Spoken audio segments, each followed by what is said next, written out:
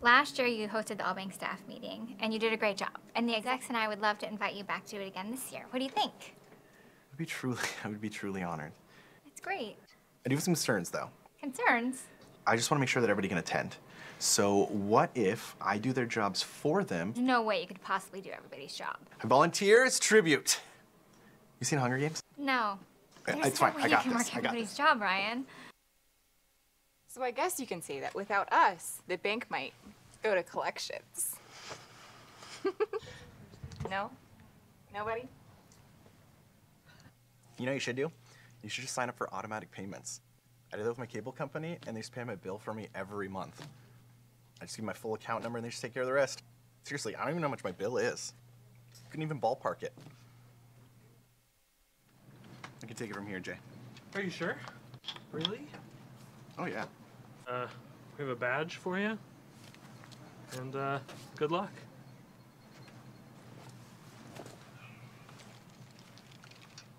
Time to audit. Audit. Type all the numbers I know. 10, 114.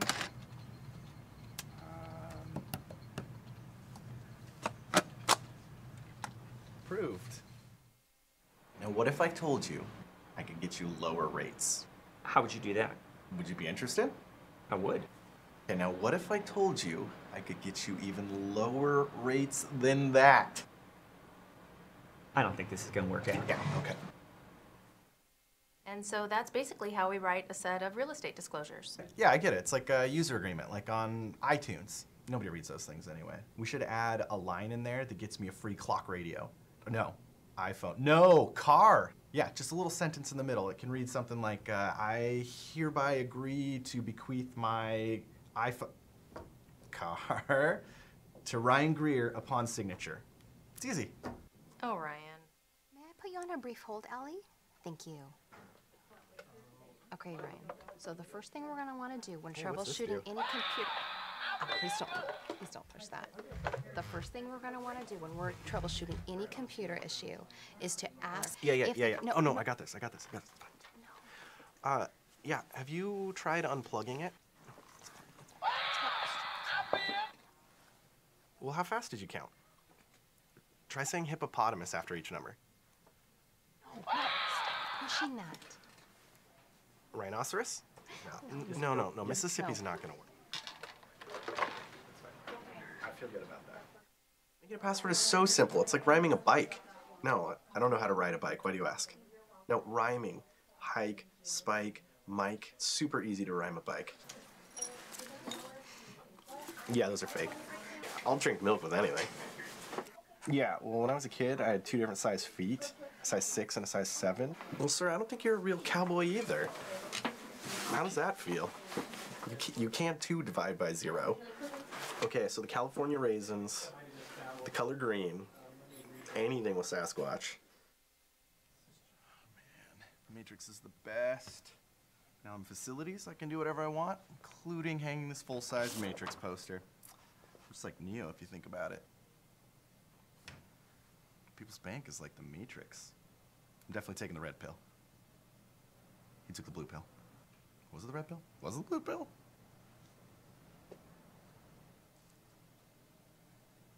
You want me to frame it? I can frame it. I know a guy. Proper bins of where they need to go.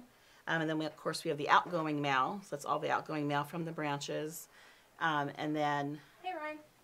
Could you sort these all by branch and then by number? That'd be great. Thanks. And this is all the proof work that comes in from UPS, which is something else that we get is UPS, all the incoming from the branches. We have to then put them back together for outgoing UPS that happens later on in the day as well, too. We have binders for like the IRAs.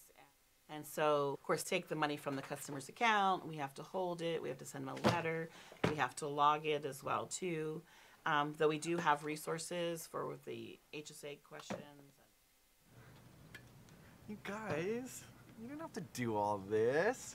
Welcome to your first day in the HR department. We're really excited to have you. You know, in your new role, part of it is really enforcing some of our policies and really abiding by those. And one of those is going to be dress code. Yeah, I want you to know I'm taking this very seriously. Oh, can I ask what you're wearing? Tuxedo t-shirt. I really don't think this is a good fit for you. I really do think it's a good fit for me. Well, let's set aside the fact that I don't think you can do this, because I don't. I was a trainer in the department for 2 years, remember? Inconclusive. Look, Ryan, it's Ryan, right? Even if your story is true, we only have 3 desks. 1, 2, 3.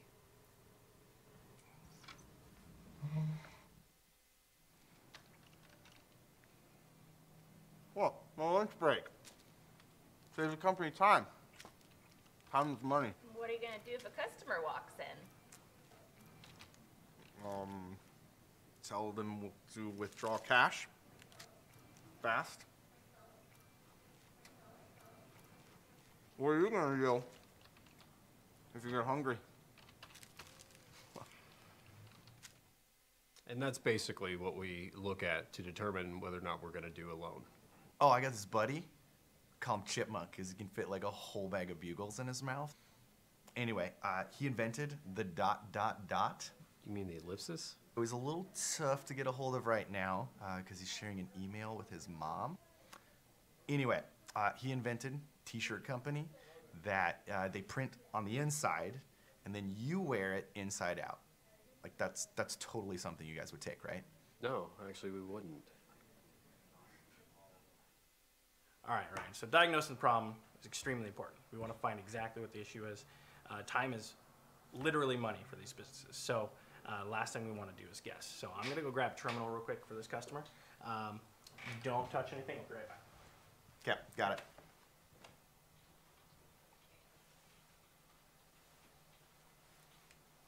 Yeah, hey, Brenton here. Swipe it up. Yeah, definitely not down. Went to go get a Terminator, now I'm back. Why don't we try swiping it again? Go ahead. What you want to do is you want to blow in it, like a Super Nintendo cartridge. Okay, well, try swiping it down now. Like Mario Kart? This was before discs. I mean, you got to blow in it or else the game won't load. As a general rule, we like to stay away from high risk.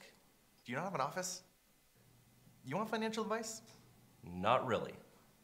Buy silver. It's more financially stable, it's lighter, and then you bury it. Or buy eggs. Eggs are always a good buy. Eggs or silver. Thanks for the tip. Well, thank you for the eggs. Which is why it's really important that our disclosures are clear, understandable to the customer. Details are important in compliance. Okay, yeah, so we skim it, get the gist, move on. Got it. Is there like a SparkNotes type site for this kind of thing? Like in high school? Remember SparkNotes? No. It's like the abridgment, the Cliff Notes, the synopsis. Nobody actually read The Great Gatsby. I read The Great Gatsby. One in every state. Why stop there? Nationwide. Why? Because I'm the CSO. Yeah, CFO, what'd I say? Lisa can be a man's name. The show's about to start. You need to introduce Charles. Call you back. Ladies and gentlemen, may I proudly present myself, Ryan Greer, to introduce our fearless leader, Charles Lecoq. Take it away, present day, Ryan.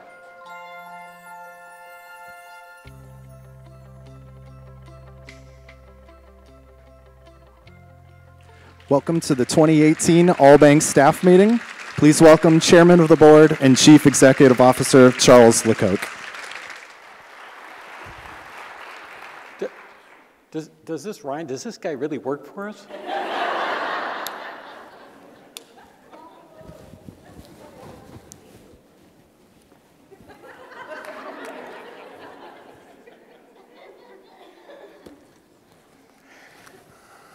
Listen, it's great to see you guys here this evening.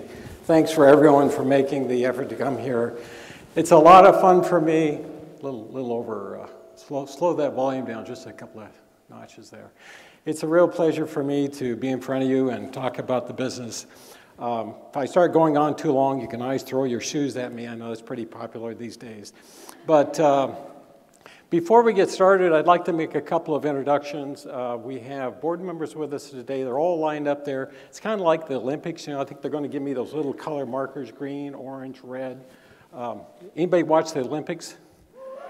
Okay, so they're really great, aren't they? And when you get the orange one, that's for technical review. So we have with us tonight, yeah, they're scoring me. You know, that was a red, so that means failure. Green means go. Okay, so we have Roger Hunt, Jim Vandermeer, everybody knows Jim. Will Johnson. Where is Will? Way down at the end. There he is. And Terry Daughters. So, Terry Daughters, yeah, that's a problem. So Terry announced, there it is. So Terry announced to me a while back that he wanted to retire. And I absolutely said, no way. Actually, it was stronger words than that, but I can't talk that way here among you people. And so he worked a bit longer, and then he came back to me a number of months later and said, no, this is for real. I've got to chase that elusive salmon in the Puget Sound. And so he announced his retirement. You know, Terry has been just a superb employee. You guys all know that. He was with us for 18 years, came in 1999. Been in banking for at least 75, 80 years. You know, wealth of experience. The thing that I really loved about Terry is, I still love this about him, but he always had really sound judgment, and especially when it came to credit, and a lot of common sense. He's a real straight shooter. Whenever I would ask his opinion on something in the bank, he'd always give me an honest answer, and I always really appreciate that. He's been a great support to the bank and a support to me over all these years. And so I asked him if he'd serve on the board because I just couldn't let him go. He said he has one foot out, but the other foot is firmly entrenched in the bank. And so he agreed to serve on the board. And that is going to be really great. So he'll still be involved, just a little more limited. And I'm going to save a lot of money because I don't have to pay him as much. He's agreed to serve on the loan committee. So he's still going to be in here a couple of days a week. So that will be really great. And that's his interest and area of expertise. So, and you guys know how I feel about loan quality. So having him on the committee is really, really great. So Terry is going to retire, but I have some great news. That's the bad news. The good news is we found his replacement. And tonight we have with us Peter Cutbill. Peter?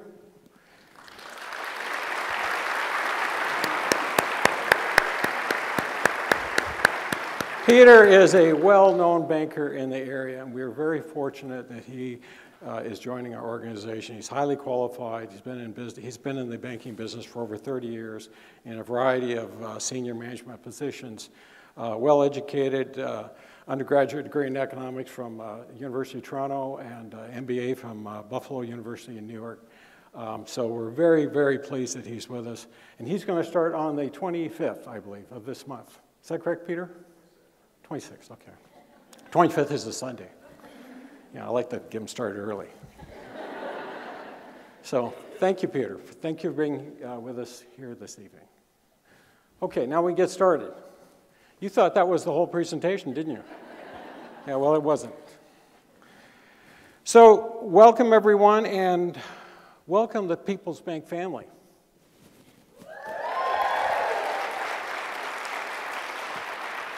You know, we may be a financial business where our profitability is what sustains us. We're a for-profit business.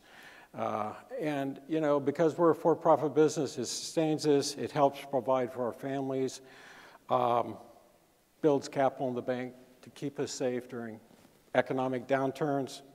It protects us against risk, and it allows us to support the community. So we are definitely a financial business, but perhaps more importantly, I like to think of this business as a business family, where we share common values like honesty, integrity, and respect. We share goals and aspirations, and we care and respect each other because we know we're all on the same team. We're team players, where the team goals always come before our own personal goals and ambitions. We know and believe that people always come first. And that's our culture, isn't it? I'm amazed I got to give you guys hand signals. So 2017, 2016 was a challenging year, and I thought 2017 will be better, but it was challenging as well. But it makes it kind of fun too. But it was interesting, full of change, but we ended up, it was a terrific year. We had a great year in 2017. And the change that we talk about, it was very healthy and very positive because it provides opportunities for others in the bank. It provides upward mobility for people in the bank. So it's really good. The change that we experienced in 2017 also allowed the bank to realign to its core values and priorities, to refocus on the things that we know make us strong and successful, things that we know and understand well. And that's exactly what happened last year. It was a year of restructuring and a year of refocus. So last year, we accomplished some major projects, and these projects represented a lot of hard work by some really fantastic people. So I'm just going to briefly kind of touch on them, and you guys know most of them, but I'm going to talk anyway. We grew assets to a record high last year, all the things that we own. We generated record earnings, even after a one-time accounting adjustment over $1 million. We still had record earnings, really fantastic. We completely restructured our retail and operations, especially in the retail down south, a lot of restructuring down there. We established the operations manager position, and we have wonderful new people. And while we created new professional opportunities for employees, last year we also improved the work environment, didn't we? We increased the minimum wage, $15 an hour.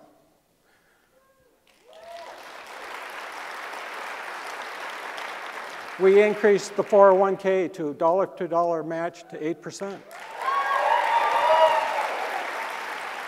And I would like to do more over time, but Lisa doesn't want to hear that. It's important to me that if you work in this business for 15, 20 years, and a lot of folks here have worked that long here, I want people that make that kind of life commitment to have a meaningful retirement. And if we pay an 8% 401k match, and that really will add up over the years, and it can accomplish a lot of that goal. We added an additional day off for wellness. Now, that's a day I never take because, it's... And along with $200, and that will buy you one designer tennis shoe. We increased coverage for family dependents, no matter how long you worked here, to $250 a month. And that, too, I would like to do more. And Lisa does want to hear that one. So those were major changes we made to improve the work environment. Last year, we worked on the intranet, and that was a huge project. And that was to promote better communication, sharing information. I want to recognize, that was a huge project, very big. I want to recognize Dave Fuchs. Are you here, Dave? Where are you, Dave? Dave's sick. Oh, my God. How about Julianne Grinstead? I saw Julianne. There she is. She won't stand up. She's understated. And Paul Latham. Where's Paul? I love Julianne, and I think Paul's maybe a little bit like her too. These are understated people, but they're always in the mix, aren't they? We got a big project going on. They're always there. They're fantastic employees. We're so lucky to have them. Julianne, you've been with us for a long time, too. Just so great. Last year, we made major progress towards completing our imaging system, Unity. There, Paul Latham is involved in that too. He's given a lot of leadership to that. It's one reason it's moving forward. And Ginger Jones is heavily involved in it. Isn't that right, Ginger? Where's Ginger? I don't see you, Ginger. Is she here? Is she? I still don't see her. Where is she? Perfect. Perfect. Now you're acting like the Ginger I know. We implemented a new consumer loan origination system called Originate. And Joe Russell and Mark Swanson worked terribly hard on that, and they hate it. It must be good. We began implementation of nCino. We're still implementing nCino. In fact, I guess we have to extend Baker Hill another 90 days or something. Lisa didn't like that. The two people that are working on nCino that really need to be recognized here tonight, that are putting in a tremendous amount of time, is Jennifer Bowles and Alexis Klein. Where's Jennifer? Stand up.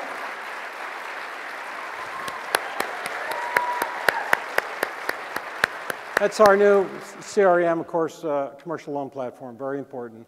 It's pretty fancy. And I think, Alexa Klein, you're going to really head it up, aren't you, once you get this thing running? Yeah, in 90 days, right? Yeah. And we implemented Sales Manager. Crystal Radwanski, how did you do with that last name? Fantastic. Crystal implemented Sales Manager on time, on budget, and that's an FIS project. And so we've got two CRMs. We have one nCino for the commercial side, right? And then we've got Sales Manager for the retail side. And that is not ideal because what we'd like is to have one system for the whole bank, right? Makes sense? But it was just cost prohibitive at this point. You know, we're still a relatively small bank. And so we're going to run two systems from now. From a cost point of view, it made sense. But I think ultimately down the road, you know, we want to migrate to one system. Am I right? Okay. All right. Lisa likes that. So last year, let's talk a little bit about our financial performance. I know you guys have seen some of this, but you know, we made, before adjustments, we made over $16 million net income after tax. That's an all-time high. It's a terrific record. It's literally over 10% from last year. So that is really, really good. And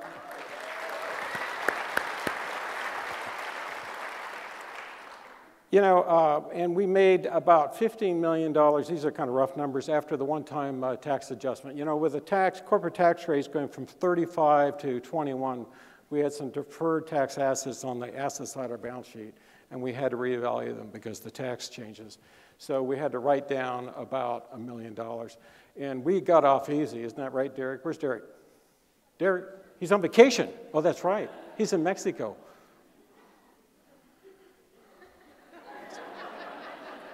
And yeah, exactly. So it was really, we had a really great year in terms of earnings. That gave us a 1% return on assets before adjustments and about 0.93. And you know, 0.93 is a little low, but it's $1 million off our income from this one-time adjustment. But the peer group in Washington of less than $2 billion is 0.89, so we outperformed the peer. I like that. That's pretty good. And if you look at all the banks in Washington, and those aren't peer banks. I mean, you got some banks that are $12 billion. But if you look at all of them, we're within a couple points on ROA after this one-time non-cash tax adjustment. Let me tell you, we didn't write anybody a check for $1 million, okay? So it was just a non-cash adjustment. Return on equity for those folks that own stock. Who owns stock in the bank here? Raise your hands. That's it? You made 9.34% return last year, and that's pretty good, especially consider the risk, right? There's a lot of risk. Capital grew at 8%. We're running about $180 million in capital. It gave us a capital ratio of about 1080. Non-performing assets is 0.24. They're just very negligible. The credit department really does a fantastic job, and that's Terry Daughters again, and his talented group of people there. And they work hard, and the results are very impressive. We have a very high-quality bank, very good-looking balance sheet, And our credit administration has just done a great job. So, Peter, when you're walking into that department, it's well-oiled machinery. So the conclusion was, I think last year it just couldn't be better, and I'm very pleased. You know, we've got the right people in the right places. We've got great people, good financial performance. I don't think we could ask for anything better. Last year, we made some senior officer promotions. I just want to talk about them briefly. Chris Narrows is our Chief Commercial Lending Officer, Executive Vice President. Chris has been with us for a long time. How many years have you been with the bank, Chris? 12 years. And he's been in banking for at least 20, right? 23 years, yeah. He's a smart guy, well-educated, has his MBA, and he's just going to do great. And he's a really good cultural fit for us, good manager, and I know he's going to be successful because he has Jennifer Bowles right next to him. Then we have Michelle Barrett. She is now our Chief Retail Banking and Marketing Officer.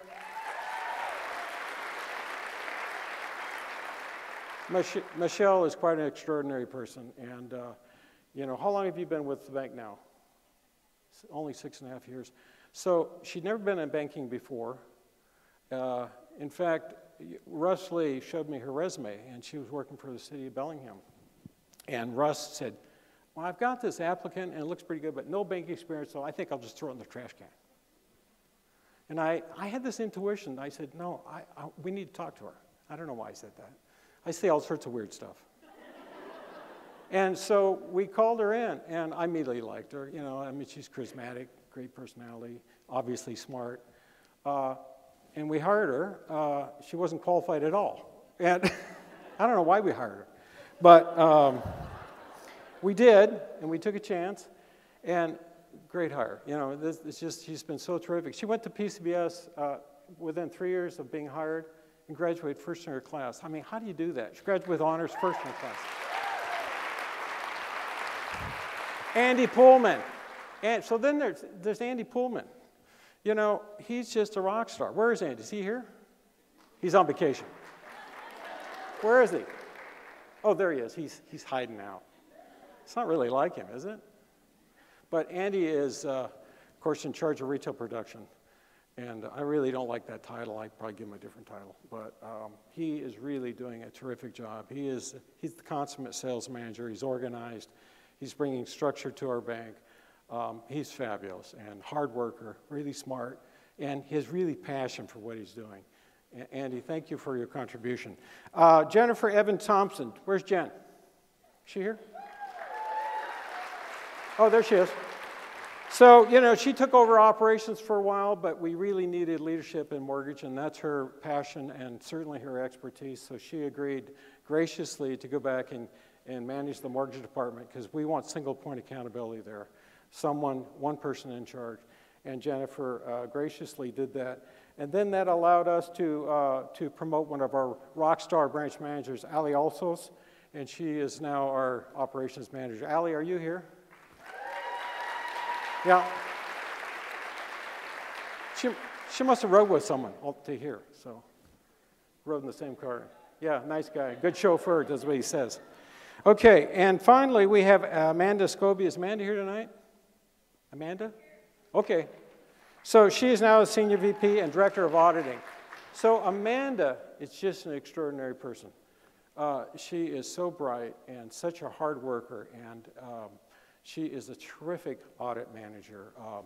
And you know, about once a month she comes in before the board meeting and tells me all the good news and bad news. And usually it's good news, honestly. Our audits are pretty clean. And I always enjoy those conversations with her because she's so insightful and she's constructive and just a great employee. And Amanda, thank you for your leadership in the audit department. You know, in a bank, auditing is really important, right? And we're very fortunate to have her. She's very strategic in her outlook. So those are the major, I forgot Christine Lewis. How could I forget her? She's a star. She was on the TV here earlier. Christine Lewis is now our Vice President and Director of HR. She's doing a fantastic job.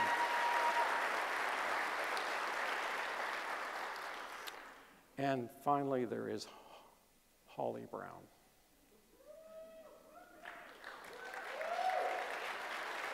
Holly is an AVP and marketing manager, and I really believe this. I think she's the best marketing manager we've had in the bank. Don't you? I mean, she is so creative, and she's current, and all the social media stuff, which I don't have a clue.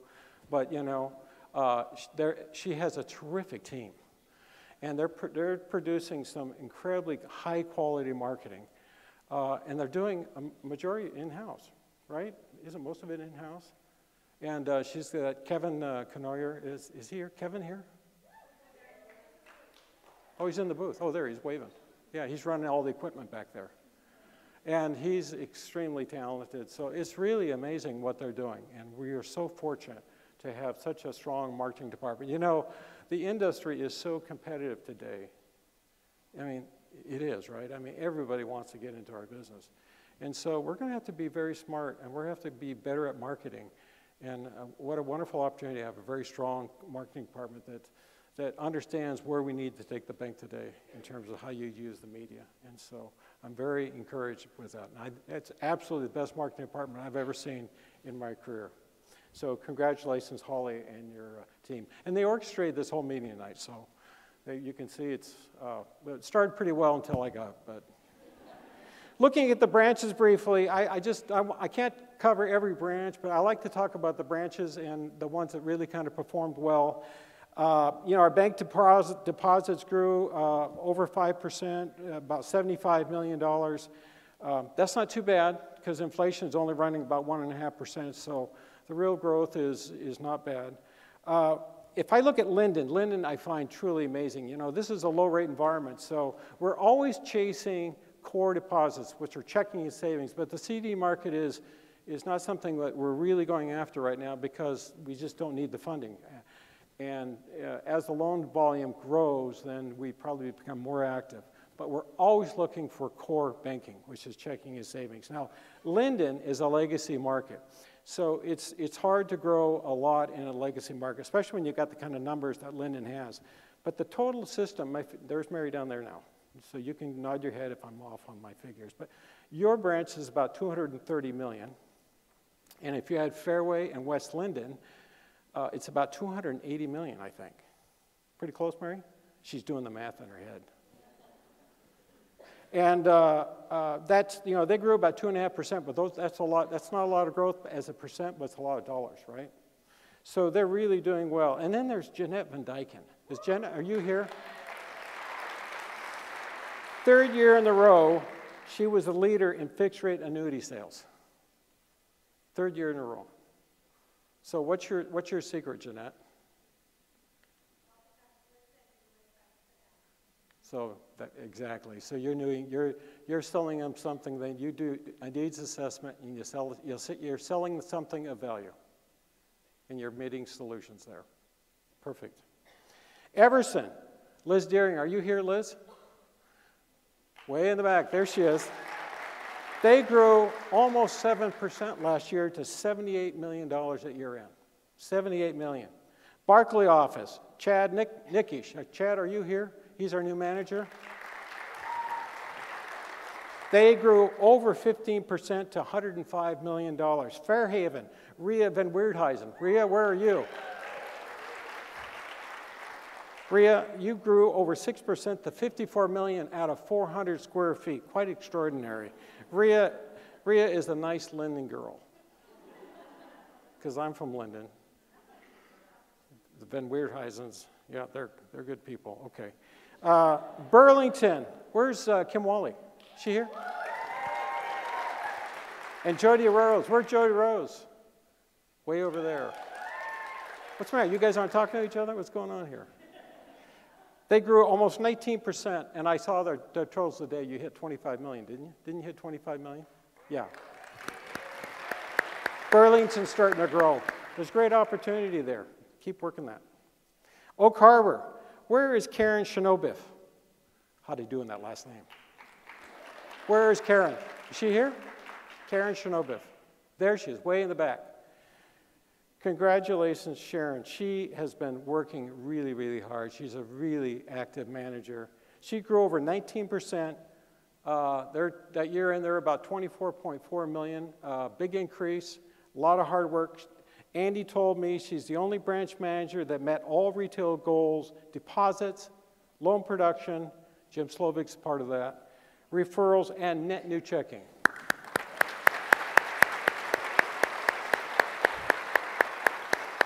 And then there's Coupeville, Mark Mao. I saw Mark here. You here, Mark? There he is. They grew almost 12% to 40 million.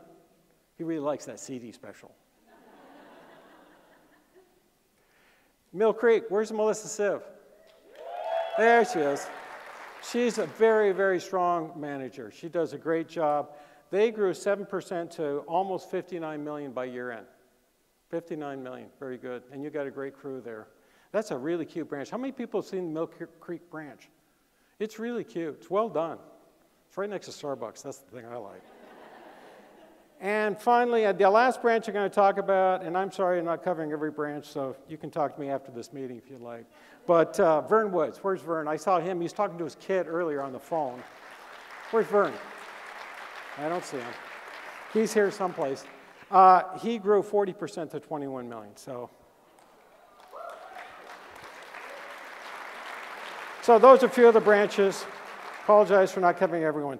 Retail was really busy last year. They promoted 25 people from within the bank. 25 people. They brought in 10 new retail officers from outside of the bank, so that's 35 people. But the majority of the positions were filled internally. So it really helps the esprit de corps, doesn't it? Because it allows opportunity for people. And we promote from within. I really believe in promoting from within, if at all possible, because you know what you have, right? You know the people, you've worked with them, they know the bank, they know the culture, and sometimes you have to go outside, and that is positive too, because it brings in new ideas, right? New concepts. But I really like to promote from within, if at all possible, because I think it builds esprit de corps, and I think you guys would probably agree with me on that one. So we brought in some wonderful new retail people. Jeremy French, a new branch manager from Wenatchee. Jeremy, are you here? He is here. There he is. Oh, he's way down in the corner there. I just have to turn the lights up or have a spotlight or something. Cassandra Sargent, our new manager in Everett. Cassandra, are you here? Disneyland. It's not the branch, right? That's. We know Karen's here, Shinobiv O'Carver, we just saw her. Chad Nickish is here. Jessica Limbo, Cordata branch. Where's Jessica? Where is she? Wave your hand so I can see you. I don't. Oh, there she is, way back there. Very good, she stood up. That's even better. Yeah, we're very happy you're here. You came from KeyBank, correct? Yeah. And she's a wonderful new manager for our bank. We're very happy you're with us, Jessica. Thank you. And Tim Emerson. Emerson, are you here? He's our new branch manager for Magnolia. Are you here? What's PTO? Huh? What is that, PTO? Okay, well, I'll write that name down. And then we have Samira Badshaw. Samira, are you here? There she is. She's our new branch administrator south. She's a really excellent employee, very smart, a lot of experience. She's going to do really well. We have a new merchant services manager, Krista Pope. Are you here? Is it Pope or Poppy? Where are you? Oh yeah. It's amazing she's still alive. I mean, walking in that department, it was just like, holy cats. What did I get myself into? Where's the exit sign? But she has a lot of experience, and she's very capable. And we're so happy she's here, and she's taken control of that department. She's reorganized it. She's brought in some fabulous new people, and that's going to work out. And Krista, thank you for everything you're doing for us, because it's a lot.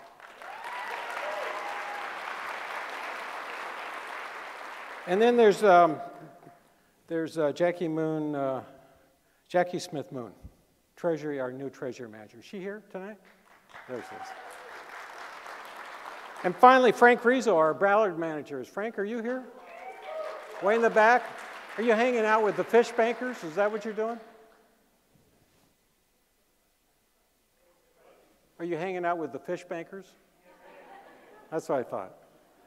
So Franks and Ballard, those guys, they're something else, aren't they?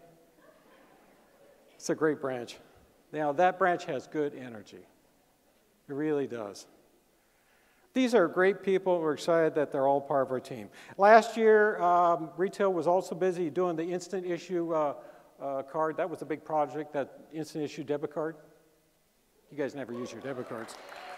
Crystal headed that up on our team. Crystal, where are you? Worked terribly hard on that. She's back there screaming. You know, we implemented sales manager. Crystal was involved in that again. Correct, Crystal? And finally, we completed some really important mobile updates for mobile technology. Improved the functionality of it, gave it a great new look. Crystal did that too. Crystal's been on a very steep learning curve, and she's doing great. Thank you, Crystal, for everything you're doing. Now there's Jennifer Patterson. Where is Jennifer?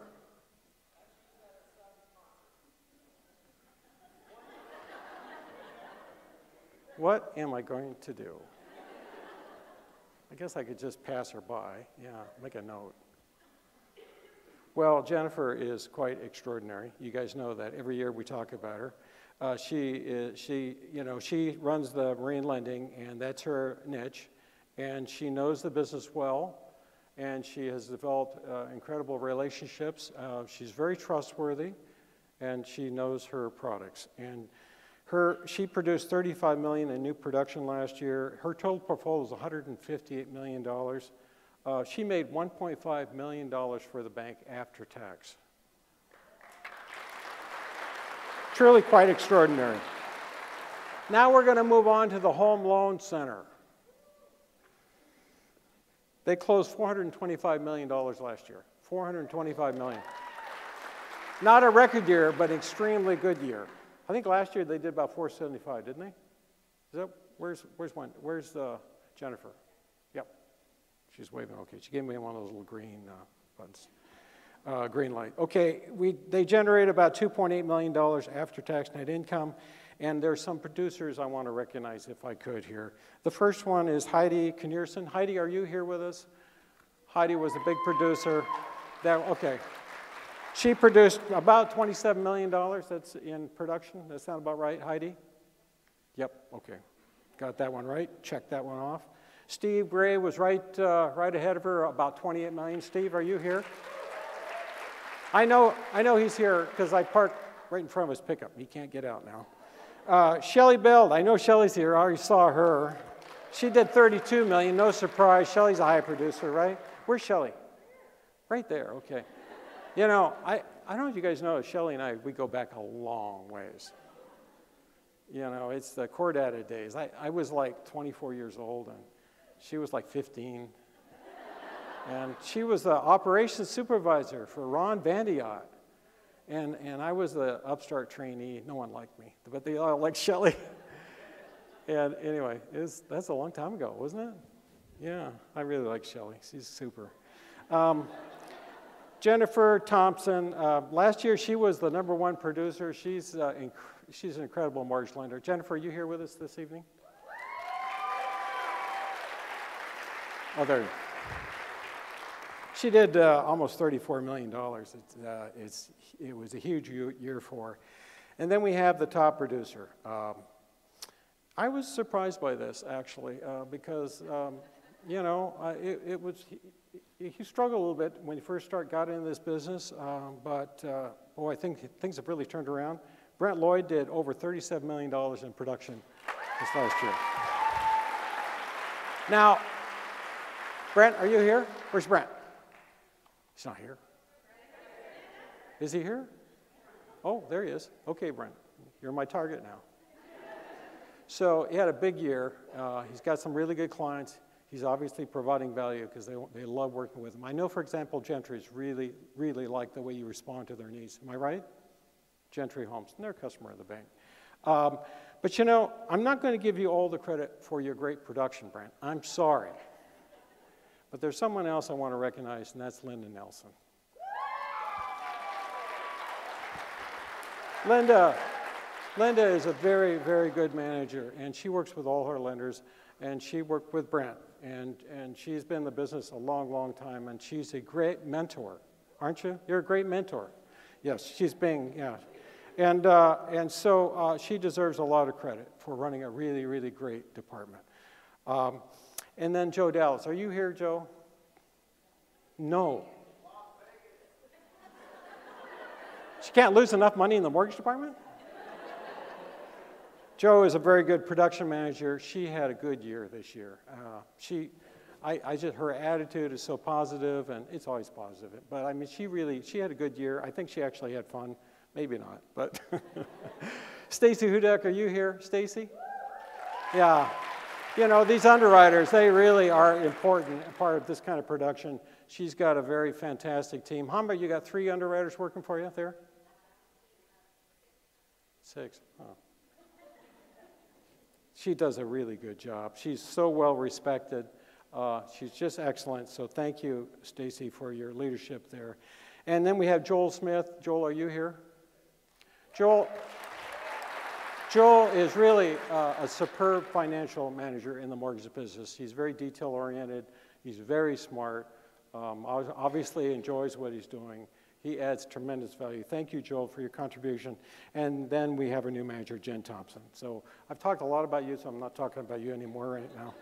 So it's really great. They had a good year. Moving on to commercial, Chris Narrows, you're right here. You know, they had, they hit almost, it was about $990 million in total portfolio. They grew about 3.5%. That's a little short, but their growth rate was higher for most of the year, and they had a couple of unfortunate payoffs at year end. But you had a pretty good year, Chris, and the portfolio grew. The good news, bad news, according to Chris, is to grow that portfolio $35 million, it took $300 million in new production just to grow 35 net. Can you imagine that? Sounds like opening new accounts. You know, it's as fast as they bring in the front door, it's going out the back door. And some of that is the rate environment, wouldn't you say, Chris? It's just there's a lot of refinancing going on. We get a lot of heat from farm credit. You know, that's basically the government. It makes it tough on the ag sector. But it's a very tough business. But you know, we've got a good, strong portfolio. We made over $11 million last year, which contributed to our net income out of the commercial portfolio. And also, you know, the commercial portfolio is, to a great degree, pretty variable. So what happens when rates rise, the mortgage business does slow a little bit, and the margins typically will increase in commercial. So it's kind of a hedge. So it's really important. It's part of our balance sheet. And it helps to keep our income pretty steady. Last year, we also, in the commercial side, we collected over $3.5 million in loan fees and swap premiums. So it's quite incredible. It's really good performance. Now, the top commercial team, I got to recognize, I'm not going to recognize every team, but I am this team. The top team for production, they produced $50 million in new production, generated $500,000 in loan fees. They grew their portfolio 30% to about $100 million, and that's Steve Erickson's team in Everett. Steve. Where's Steve? There he is, right there. Steve, you've done a fantastic job. I want to recognize Pete Santra. Are you here, Pete? He's part of the team. Tom Broughton, Eric Erdezane. Tom, I saw you earlier. Colin Gilner. Colin, are you here? Very good, Colin. Rowan Clark is our analyst. Rowan, are you here? Eric Lee. He's on vacation. Jessica Smith, are you here? Jessica, very good. So this team was extremely successful, and you've got to include the support staff because no one is successful on their own, are they? They're successful because they have very good support around them. That's the way it works when you're dealing with the team. Dennis Bowe brought in $33 million in new production last year. He was the top producer for the commercial division, $327,000 in loan fees. Dennis, I saw you here. Steve Erickson is right behind him at $25 million, bringing in $260,000 in loan fees. And then we have Pradeep Naga. Now, Pradeep, are you here? I didn't see him. Is he here? There he is. Pradeep, stand up. We can't see you. Last year, he was the top producer, I think. Wasn't he, Chris? Wasn't Pradeep the top producer last year? Yeah, in 2016. This year he was in the top 3, produced 20 million in new production, 136,000 in loan fees. Congratulations, Pradeep. Job extremely well done. So that's commercial division. I'm going to just move on quickly now to human resource. We talked about Christine. They hired 86 people last year. Can you imagine? 86. That's a lot of work.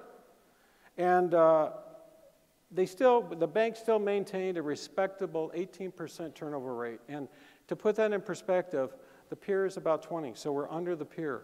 So even though we brought in all these people and we had a lot of changes, overall the turnover rate is lower than peer. So I think that's pretty good performance.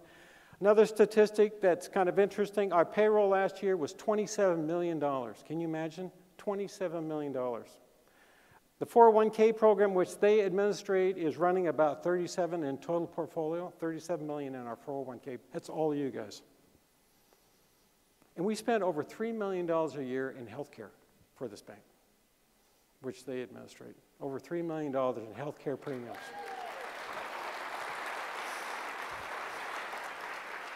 Thank you, Christine, and your crew for doing such a great job. We're going to have to do something with Brenda in HR, though. You know, she's decimating my paycheck.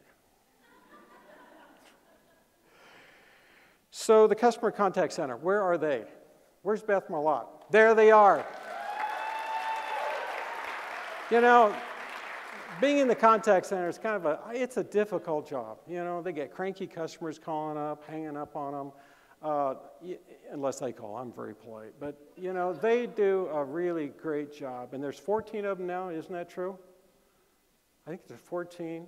Beth is really showing great leadership there. You know, she's been in the contact center a long time. She knows the business. Good manager. They all love her. I think they do. Yeah, a lot of nodding heads there. Their response time last year improved. The employee satisfaction improved because we measured that with the engagement survey. And their turnover decreased. So Beth, you're doing a very, very good job. And that contact center is very important to us. And I want to thank all of you for that contribution. You know, they answer 10,000 calls a month. I mean, 10,000, that's 120,000 calls a year, right? I mean, it's quite extraordinary. So great job, you guys. Thank you. Where's Ginger Jones? Is she here? Where's Ginger? There she is in the middle. Oh, yeah. She runs a fantastic loan services department. You know, she's a very strong manager. Yeah, you know, these lenders are successful, but they wouldn't get far without Ginger. And she supports what they're trying to do, and her great Sally Groves and her great team. Last year, they booked, I think they booked 3,000 transactions. Is that pretty close, Ginger? 3,000? Tremendous volume. And Ginger really runs a great department. Jesse Frazier is our electronic funds manager. Jesse, are you here? That's a new possession. Where are you, Jesse? Are you here? Yeah, there she is, way in the back. She's doing a fantastic job. You know, they just last month, they did 1,800 wires in 1 month. I mean, they really do tremendous, that's in and out, but it's a tremendous volume. And then Carol McDonald runs, of course, deposit ops, and they have just as much volume. And they run a great program. Are you here, Carol? There she is. Very strong manager. Now we're going to move on to IT and cybersecurity. So we've got Dave, runs a great network system. And he had a great year last year. He stopped the North Koreans every chance they tried to probe into our system, but he stopped those guys just like that. And those North Koreans, they can't get in. And in between those attacks, he put together the intranet. So, and did a great job. I've already recognized Dave and Julianne, Holly, Aaron Krozak, Jen Thompson, Paul Latham. They all really put a tremendous effort in. Now, there's one person that really doesn't get a lot of recognition here that is a big part of our kind of keeping our systems going. She reports to Dave. And what she does really is she manages all the data that flows into these new systems, whether it's Encino or Sales Manager, the BIC report. And Karen Robinson, are you here, Karen? Where are you? Where's Karen? Stand up.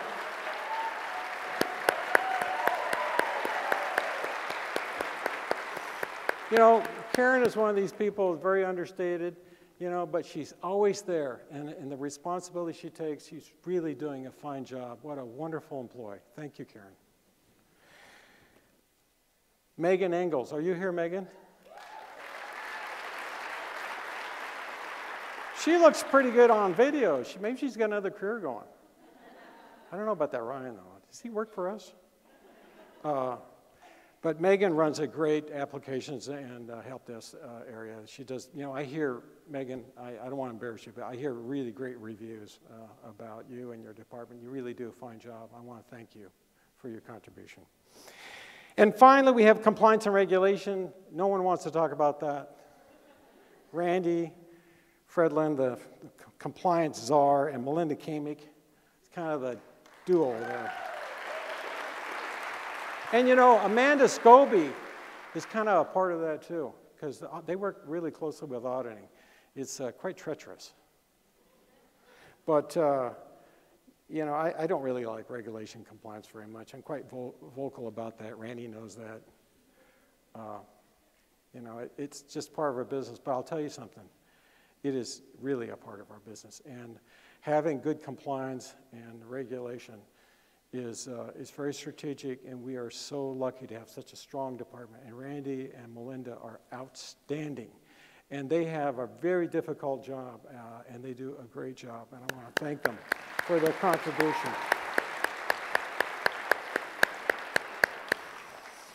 So we got a great team here. We got all the right people sitting in the right seats on the bus, going down the road, and turning into 2018. We have a lot to be thankful for. I'm going to just touch briefly kind of how I see the economy. You know, my perspective really hasn't changed much from last year. Gross national domestic product looks pretty good. It's running about 2.5%, 2.6. You know, some people think it might hit 3 by year end. I know Jamie Dimon said it might hit 4. I think he's a little optimistic, even though he's the smartest guy in the neighborhood. You know, I think the economy looks pretty good. Unemployment's 4.1. Unemployment is 4.1, which is really low, and they think it could go even lower. That's clearly full employment. So what that means is as the economy grows, there's going to be wage pressure, and that could be inflationary. So that's why it becomes an issue. We think the Fed's going to probably move another 3 times, especially given the fact that inflation seems to be ramping up. I think part of that is wage pressure because of the full employment picture. Fed's probably going to move a quarter. Right now, the funds rate's about 1.5. Is that right, Lisa? 1.5? It's probably going to go 3 more times, so we'll end up at 2, 2.25, something like that.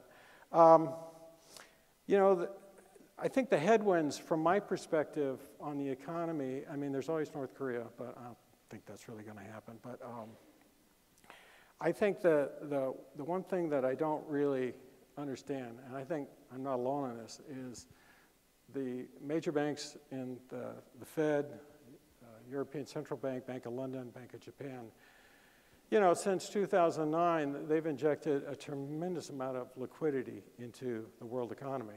It's in the numbers between $9 and $11 trillion. Quite extraordinary, unprecedented. And they're going to have to start slowly unwinding that now as the economies are improving in Europe and, of course, in the United States. And no one really knows what the implications or what the outcome will be. You know, some people say they do, but I don't think they do. They've never done this before. And common sense would tell you that rising rates will probably result. I mean, but we just don't know. So you know, I guess the only thinking I have is we need to be cautious as bankers because we don't know how that's going to play out. If rates do rise, you know, in the short run, our balance sheet is structured so we'll actually do quite well. Is that true, Lisa? Yeah, she's nodding her head. That's good. I like that. We have more assets repricing than liabilities, so what happens when rates rise, our margin will improve slightly. But of course, over time, it'll adjust. And at some point, you know, rates get too high, it's not an interest risk, it becomes a credit risk because customers can't pay the rates of interest. I mean, I can remember back in the early 80s, rates went all the way up to 21%. And I think our bank, we stopped at 18, it just got too crazy. And we actually had people that couldn't pay the rate of interest. My first mortgage was 13.5%. I bought a little condo in Bellingham. I paid 13.5%. I was thrilled. I thought it was a great rate. So I think we're going to have a good year, though, economically. There's some craziness going on with a $200 trillion spending bill that Trump wants to fix the infrastructure. I don't want to get political here, but I don't know how we're going to pay for that. So there's some things like that are kind of an unknown to me, but maybe it'll become more clear as we go down the road. So now I want to talk about the bank goals for 2018. I've had people come to me and they say, I don't understand the bank strategy. What's the bank? What are the goals of the bank? Okay, so I'm going to give them to you, really plain and simple. Okay, so I've got everybody's attention. Yeah, we're going to grow the bank. Okay, you have to grow the bank to keep it dynamic and vital, keep people interested in the business, right? So you got to grow the business. You can't just float along. We're going to try to grow the business between 6 and 8% per annum on the average. Okay, 6 to 8%, good steady growth. We're going to try to achieve a minimum return on assets of 1%. Now, with the lower tax rates, probably should be a little higher than that. I know that Lisa has got budgeted 118. I think she's a little optimistic. But we could do that. But I think 1% ROA. The problem with the tax rates are nowadays they're all politicized, right? I mean, they went from 35 corporately down to 21, and then the next election in 2020, the Democrats are back in and goes back up to 40%. I mean, so you can't plan on that. But for now, it's helping us, but I think 1% ROA is good net income for us. We want to maintain a lot of capital in this business. We're going to maintain 10 to 10.5% at least. Right now, we're around 10.80. By year end, we're going to be over 11% Tier 1 capital. We need a fortress balance sheet. And the reason why we want a fortress balance sheet is to protect our jobs. Because when the economy turns down, and it will, it cycles every 10 years. The last downturn was 2009, so watch out. But if we have lots of capital, that's how we keep the bank safe. And that's my goal. I also want to maintain a superb work environment for all of you. That's one of my missions. I talk a lot about that. Because I really believe that if you have employees that are happy and they feel fulfilled professionally and they like what they do, they're going to serve the customer. But if you have employees that are not paid properly and they got lousy work conditions and the benefits suck, do you think they're going to give good service to the customer?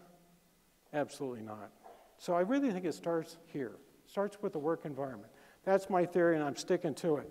And I want a challenging, stimulating, and rewarding work environment for all of you. That's my goal. And I think that's fair to say that's the goal of everybody on the exec committee. We are going to stay independent. There are no mergers or acquisitions planned, period.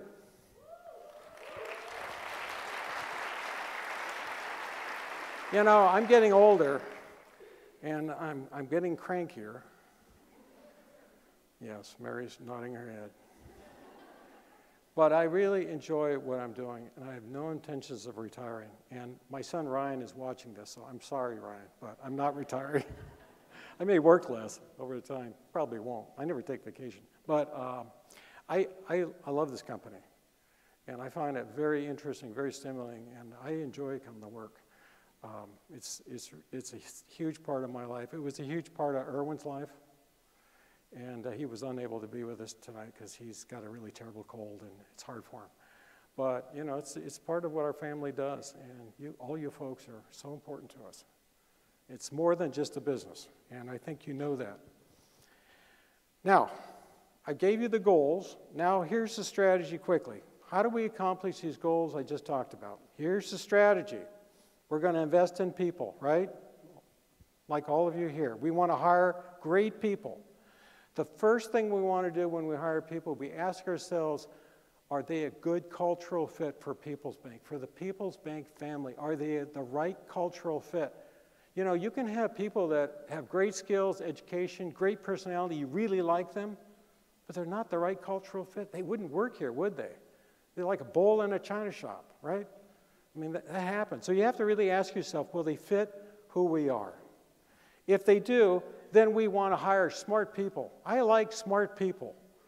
I like smart people around me so they can tell me what needs to be done. I want solutions. I don't want to hear about problems. When there's something going wrong in the bank, what I want to hear is, we've got a problem, but this is what we're going to do. And smart people are able to do that. We want people that will work hard in this business. This business is getting so competitive. Everyone has to carry their load now. We can't have anybody that's coasting. And I'm not saying that you guys coast, believe me. But we have to have people that are willing to work hard. And they must have passion for what they do. You got to care. If you don't have passion for what you do, move on. Seriously. Because if we have people that are smart and they want to work hard and they really enjoy what they're doing, things are going to happen, aren't they? Good things are going to happen.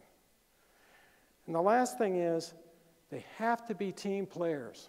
Every one of you, you've got to be a team player. You're not an independent operator. You're not operating on your own. You're in an organization. And you all benefit from the support around you. And you all, when the department or the branch or the bank makes a strategic decision, after discussion, everybody gets together, and the decision's made, team players back that decision. Even if personally they think, well, I don't know, this may not work out, but if the team wants to go, then you give it 110%, you're part of the team, you make it work. And when it doesn't work out so great, what do you do then? You proactively be a part of the solution. You help that bank get out of the jam, or your department, or your branch. That's a team player. And when we hire people, we want team players. We're going to continue to invest heavily in education and training. I really believe that it's terribly important to keep people current, keep them intellectually stimulated, improve their skill set. And it's been proven that when you invest in education, the message it sends to your people? That you care and value them. If you invest in them in education, you're sending a message. And that's exactly what we want to do. We have to fully utilize our existing branch system. We've got 23, 24 branches. They're just idling. So if we can get Chris to start cranking up the loan volume, sorry, Chris, just put the heat on him. The branches can generate a lot of deposits. They're just idling right now. I really do believe that. And we have tremendous capacity. If we want to accomplish these goals that I discussed, and we want to become more profitable and efficient, we need to fully utilize our existing branch system. We will build new branches. They will happen. But we're going to have to be very careful about it now. We're going to have to be very careful. The days of simply building a new office on a prime corner, prime piece of real estate, hire a bunch of people, and hope customers show up is absolutely over. We can't do that anymore. It's too competitive out there. What we have to do when we think we want to enter into a new market, and we've got to build a branch to have the lenders and the retail folks and the mortgage people, we have to ask these questions. What's the target market we're going after if we're going to invest in a new branch? What is the market we're going to go after? We have to be able to actually define it. And then we have to ask ourselves, do we have the resources to go after that market, both technology and human? If it's an egg market, do we have the people that actually have the knowledge? Do they understand that market?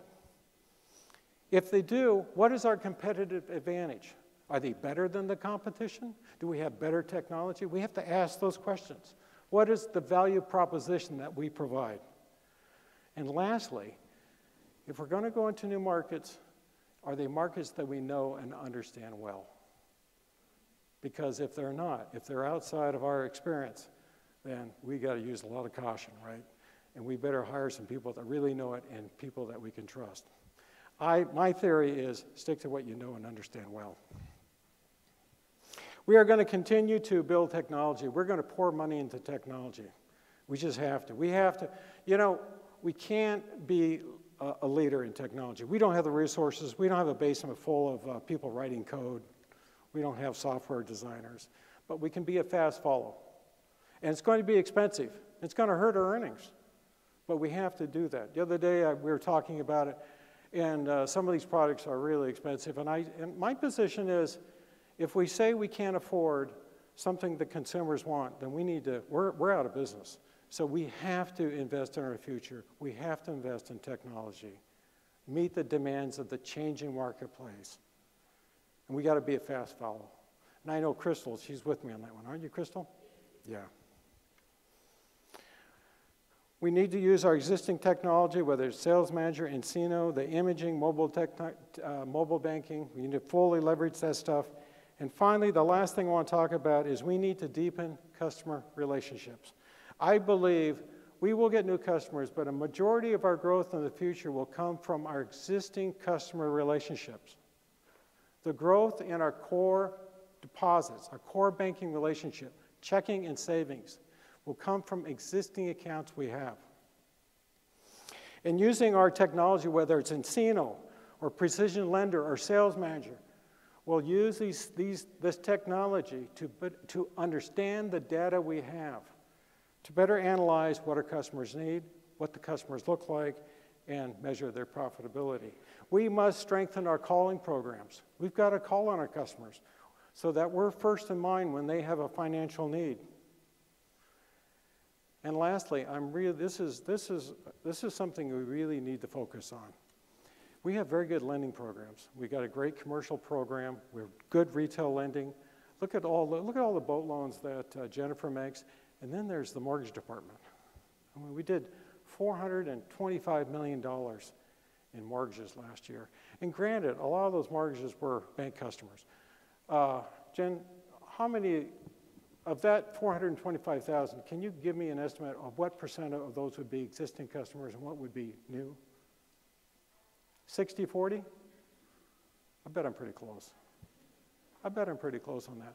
It's a tremendous opportunity for us to cross-sell that core bank relationship to those lending customers, whether they're commercial, retail, or mortgage.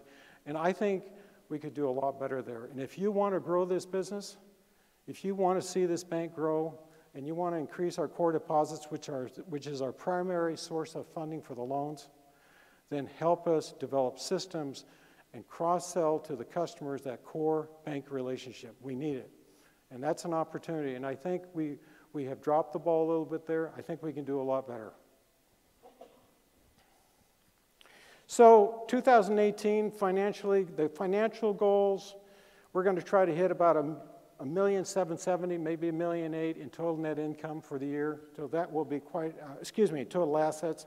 The income will be about $20 million this year, and if we're on budget, so that's quite extraordinary.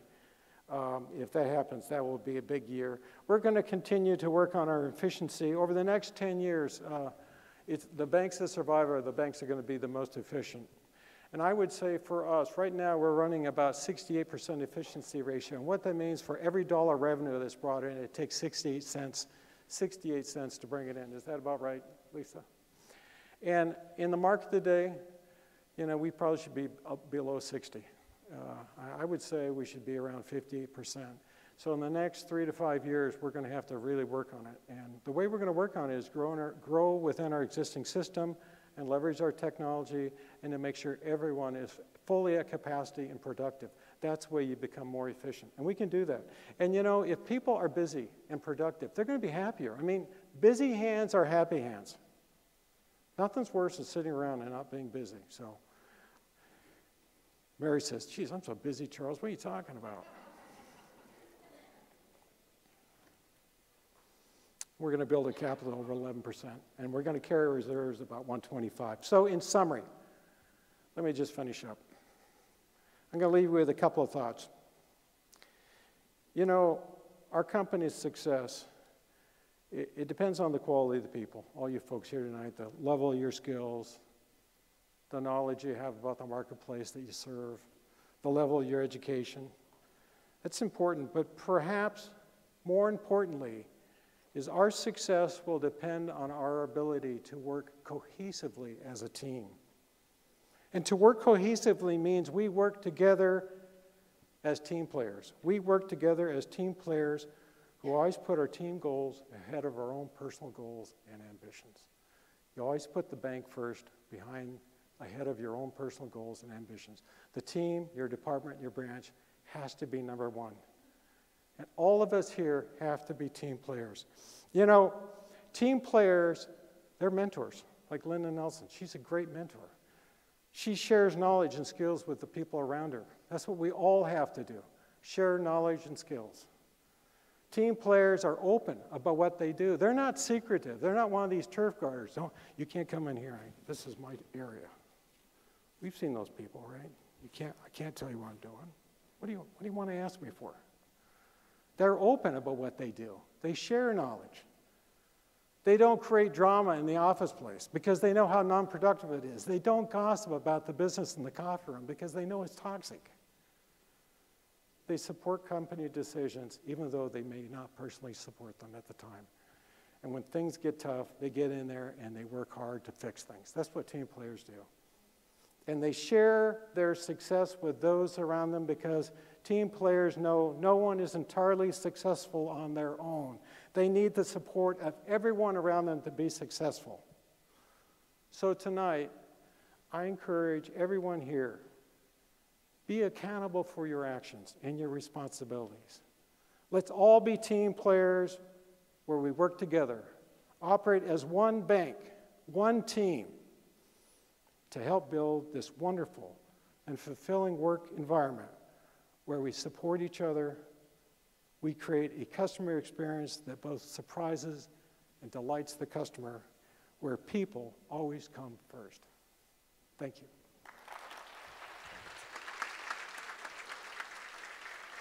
Please welcome Chief Retail Banking and Marketing Officer, Michelle Barrett.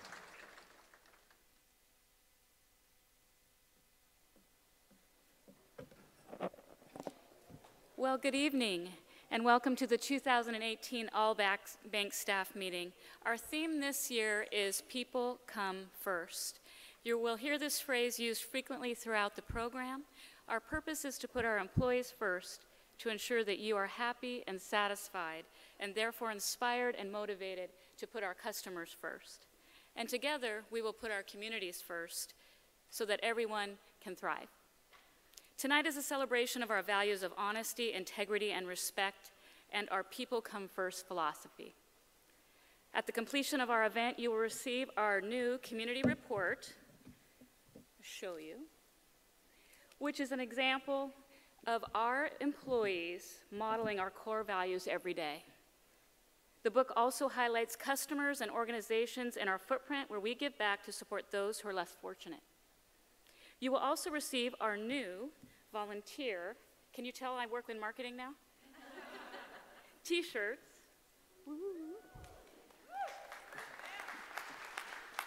Reinforcing our commitment to the communities where we work and live. Our talented marketing team created the report and in collaboration with our wellness committee, developed the t-shirt design. Thank you, Holly, Kevin, Katie, Allison, and Will, and the whole People Committee.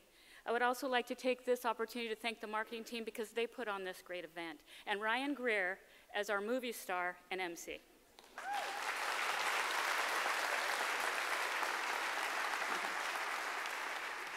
Make sure to pick up your t-shirt and your report before you leave this evening. As Charles commented, we had an excellent year last year. He stole my thunder, but I want to say it anyway because it's worth repeating. $15 minimum wage.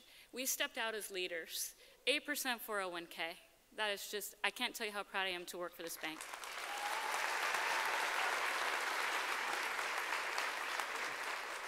Tonight is about recognizing all of your hard work and success, including our community involvement. Since our success begins with all of you, I wanted to take a moment to quantify how satisfied and engaged People's Bank employees truly are. And I'm going to do this by sharing the results of our anonymous annual employee engagement survey. We increased our overall engagement score over last year, which is quite remarkable because it was a very high score to begin with. And it was a very busy year for all of us. Our employees gave the bank an overall satisfaction score of 84%. Now, to give you some context, other places I've worked and the research I've done and the reading I've done, 70% is the goal that most organizations strive for. And it's considered a reach goal and is usually not attained. And we are sitting at 84%. Our employees are engaged and they're satisfied. 89% of our employees consider People's Bank to be a great place to work and would recommend us to others for employment. This is a very important metric. It's one thing to say you like where you work, it is very important to say that you'd put your reputation on the line by recommending someone else. I've said it every year for the last 6 years, and I'm amazed at the positivity, loyalty, and dedication of People's Bank employees. The next slide is a graphic which illustrates the overall engagement scores year over year by each business line. You will note out of a total 6 total points, we have high scores across the bank. As my earlier slide outlined, part of delivering a higher level of service to our customers is accomplished by providing a fun work environment for our employees. In that spirit, for those of you who watch Oprah, this might feel familiar. We have 15 $100 Anthony gift cards hidden around this auditorium. I would like you to quickly look under your chair, and if you see a black envelope, please stand up. Grab it and stand up.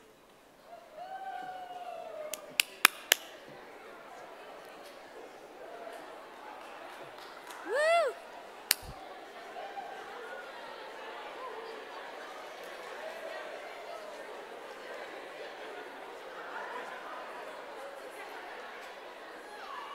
Okay, if you have an envelope, please stand up. There should be 15 of you holding $100 envelopes.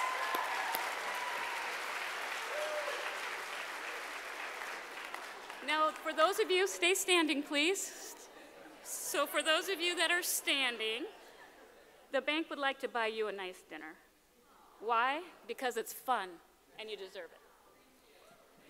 In return, please stay standing. In return, I would like you to do something for us. I would like for you to say thank you in this way. I would like you to yell out on the count of 3. Now remember what Charles said about team players. I want you to be a team player here. On the count of 3, I want you to yell out, "People come first." Ready? 1, 2, 3. People come first. Thank you very much.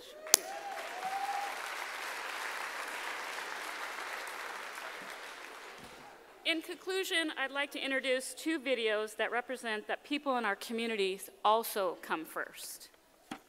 The first video is the Cocoon House. Last year, more than 3,700 homeless students were reported by the Snohomish County School District. To help solve the youth homeless problem, Cocoon House, based in Everett, provides temporary housing for over 100 young people each year and provides counseling and other services to as many as 2,500. 2 years ago, commercial team leader Steve Erickson joined the Cocoon House Board of Directors and has focused on supporting their capital campaign for a new building. The new center is due to open in early 2019. Underscoring the bank's commitment to supporting communities, People's Bank has pledged $100,000 to this capital campaign. Let's take a look.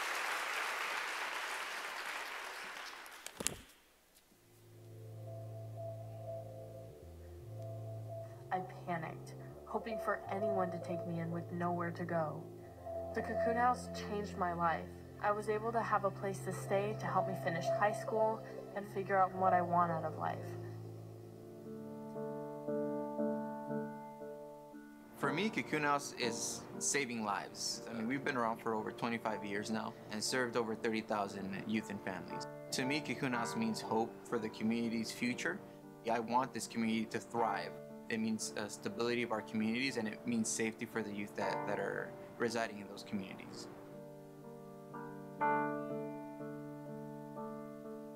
It's really clear through personal experiences and through data that this is a cyclical issue, and statistically, families that are suffering poverty will continue through the next generation if not intervene. And so it's a really easy mission to get behind, and I think that it resonates with families, volunteers. A lot of people that receive services at Cocoon House do come back and support later on when they have the capacity to do so. I just fell in love with the mission. I fell in love with our work. I fell in love with the youth. I knew that this is the type of job that I wanted to do. We are in desperate need for a new building, and this new building will come with housing for 18 to 24-year-olds. Our under 18 housing programs will also be on site there. We launched our capital campaign. One of our board members has been really crucial to this process. His name is Steve Erickson. Steve Erickson is a passionate individual. He's an outspoken person that truly cares, and you can see it in the way he operates. When I heard that there are more than 3,000 kids registered in the Snohomish County school districts that are deemed homeless, it really struck a nerve with me. We want to be about the people, not just within People's Bank, but the people in our community. One client was out in East County. She was this super passionate, super hardworking young lady who, when I told her I could buy her an ID so that she could get a job, burst into tears. She's doing really, really well, and I think a really good example of who we're here to serve. Just those people who get ignored, but if they just had a couple extra tools, could just fly.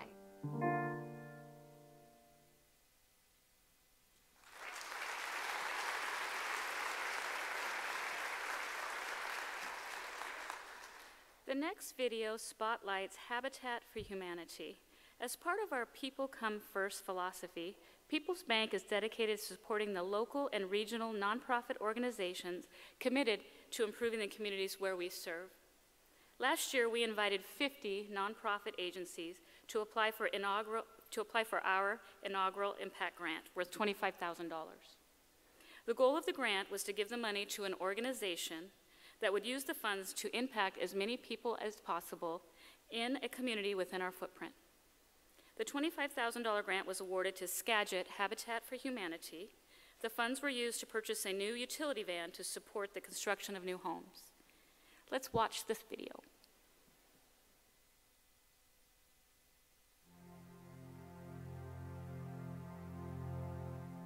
It means everything to me. Me and my son have been moving around apartment to apartment. I took him to the site a couple times just to see the smile on his face every time we come by. It makes it all worth it.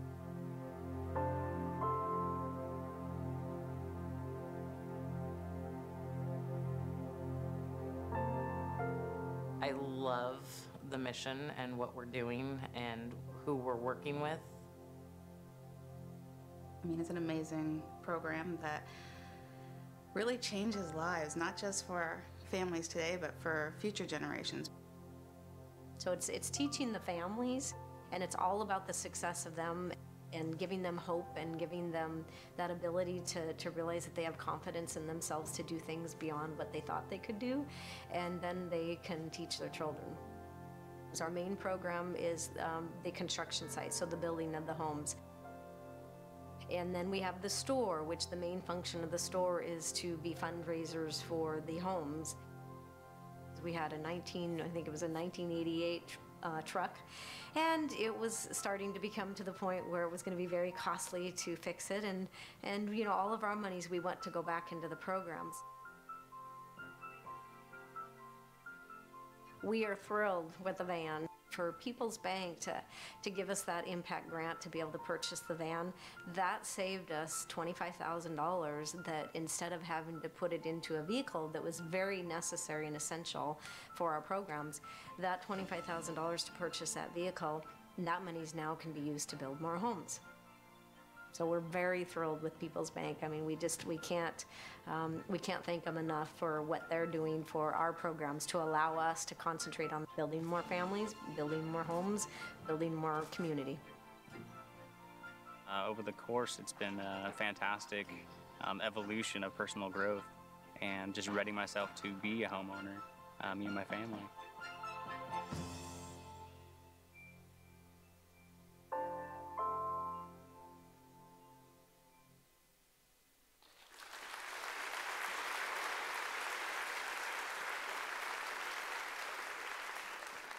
I don't know about you, but I can't think of a better place to work. Have a great evening. Please welcome to the stage Chief Financial Officer and Director of Operations, Ali Alsas, and Lisa, the CFO, what'd I say? We get to kick off the awards portion of the program with the Operational Excellence Awards, and I'm going to say who the winners are as I go through this, just in the interest of time to get them traveling down here before I tell you what they are doing. Jay Quans, can you join us up on the stage? Jay is receiving an Operational Excellence Award for administrative. Jay consistently operates at a very, very high level. In his job, he spends all of his time looking for things that we can improve in the bank. In this past year, he has had several key discoveries that have saved the bank from potential reputation damage and financial loss. When talking to managers about this award, I don't know how many times they said Jay should win this award. Congratulations, Jay.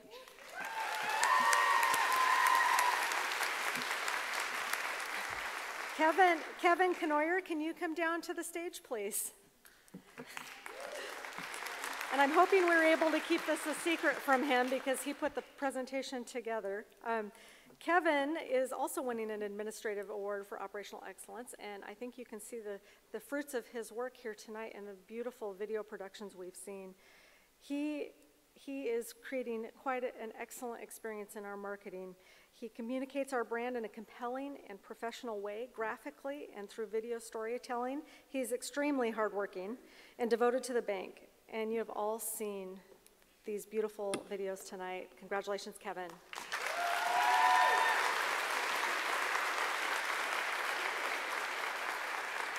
Ryan Butella.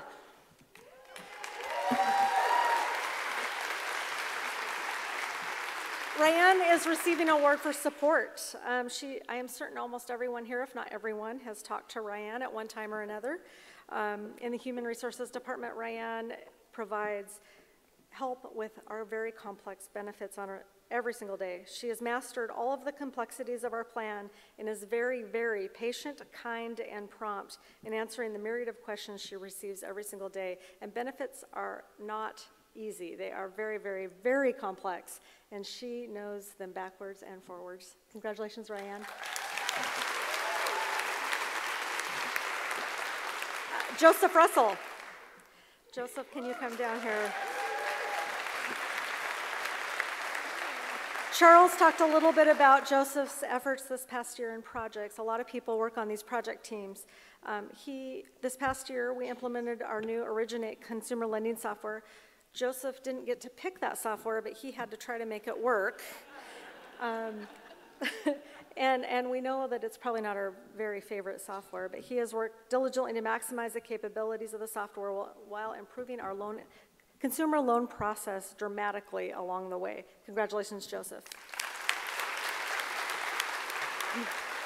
Paul Latham. Paul Latham is also receiving a project award for operational excellence. Paul stands out in moving complex projects forward. He's also involved in projects that other people have definitely contributed to. He helped us get really going on the imaging of our commercial loan files. I think by the end of this year, they may all be imaged. That's our estimate at this point, and that's a really, really huge accomplishment. Paul is a pleasure to work with, a quick learner, and extremely calm under pressure. Congratulations, Paul.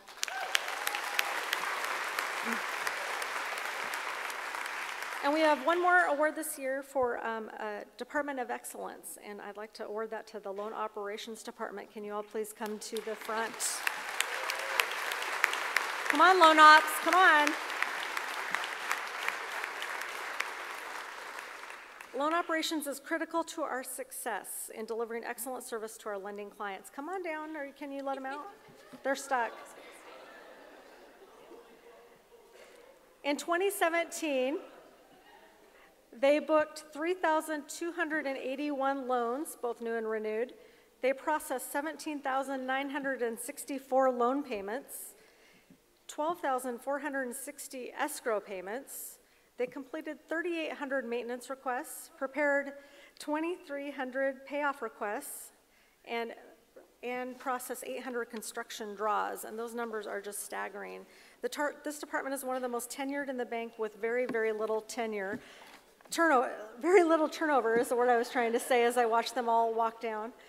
Congratulations, Loan Ops. You truly serve us well.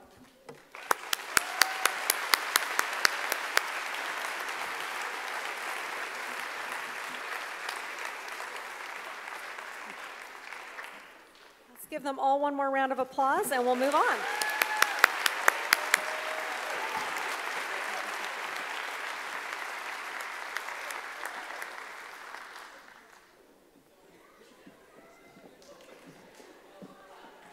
Please welcome back Michelle Barrett and Director of Retail Production, Andy Pullman, to the stage.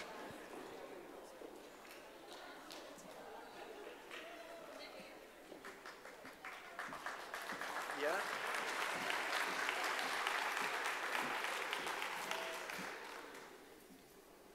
Well, this is my favorite part, getting to recognize some awesome retail branches and production that they've done. And I'm just waiting for this slide thing to start, if you're wondering.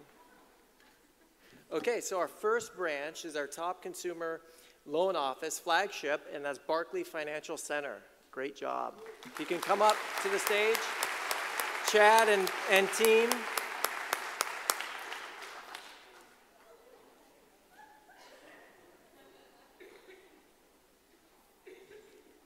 Very impressive group. And Chad just getting his first year under his belt. Great job.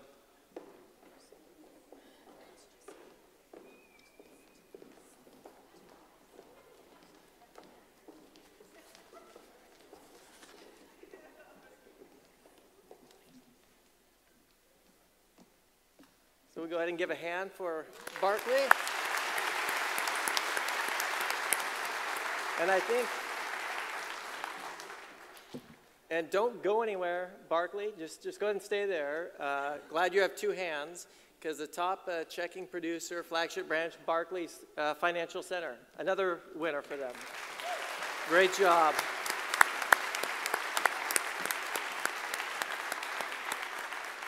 All right. Thank you. Okay, our next branch. This is our top checking producer for one of our community branches, Ferndale office. Rusty and team.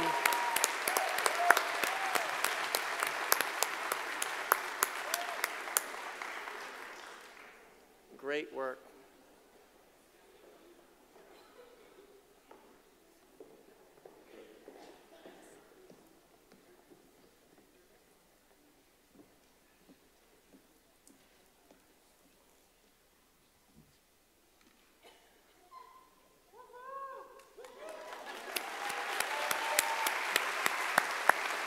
Nice job, Ferndale. So our next award is going to go to the top consumer loan office for a community branch, and that's going to be our Coupeville office, Mark Mao and team.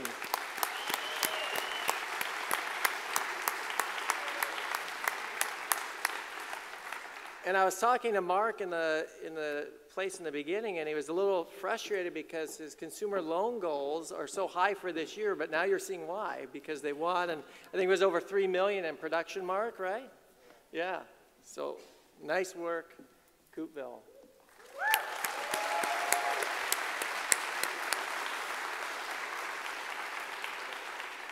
And Coupeville, don't go anywhere just yet. We've got our top net new checking. It's Coupeville, but also the Burlington office. So I think we had a tie. So if Burlington, if you can come up.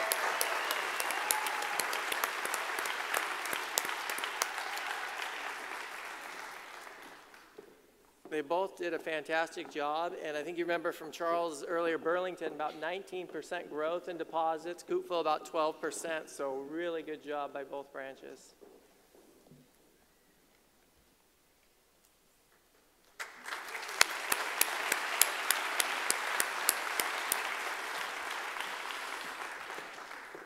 So what's really nice about this next award, it's Jennifer Patterson, and I don't have an award tonight, but I get the honor to accept the award on behalf of Jennifer. She did over $35 million in production, which was really amazing. Charles mentioned over $160 million about in that loan portfolio. So great job, Jennifer, and we'll definitely give her a great job tomorrow when she's back. Thank you. So then I think next to the stage, we've got Terry and Chris for some credit.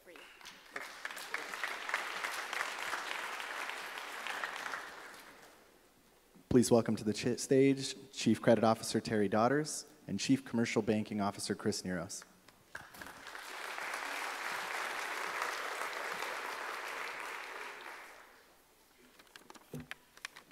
Good evening. I think I'm just waiting for the slide to catch up.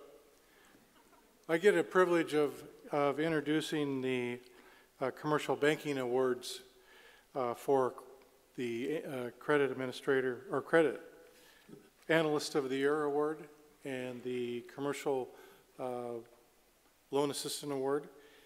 The winner for the second year in a row is Nathan Pullman.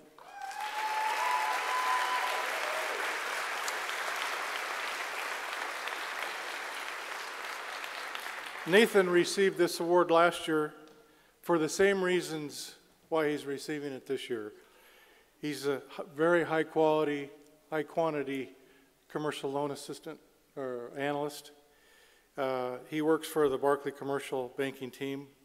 He continues to perform at a very high level. He's dependable, he's engaged, and I've worked with him for a long time. Thank you very much for your hard work.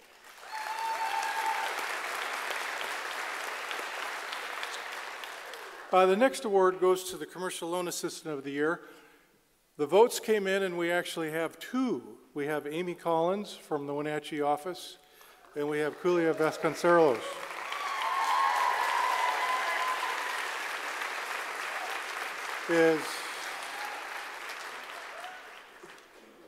Is Julia here? Oh, you sat in the back.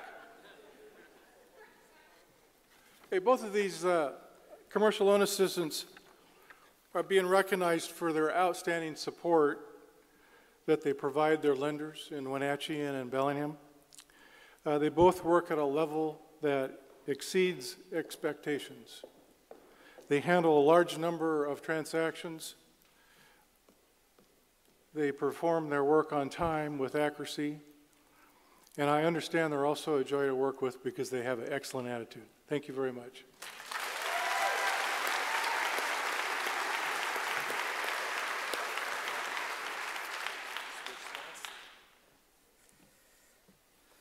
You guys can sit down.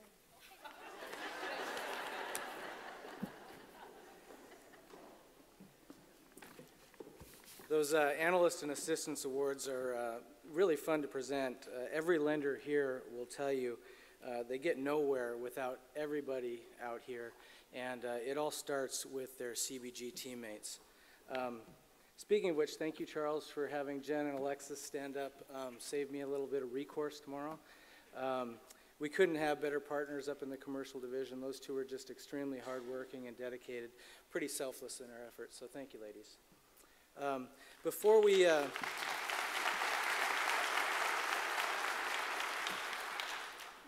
recognize our top performers of 2017, thank you to all our commercial banking officers for your efforts. We have a very talented group of educated, experienced, and committed bankers. They carry a great responsibility to bring in and maintain commercial relationships that are vital to the bank's success. It takes a lot of courage to put yourself out there in the field, and all of you have earned our respect and trust. Thank you. And with that, let's bring to the stage Dennis Bowe, Steve Erickson, Tom Essig, Bob Frazier, Pradeep Naga, and Henry Lee.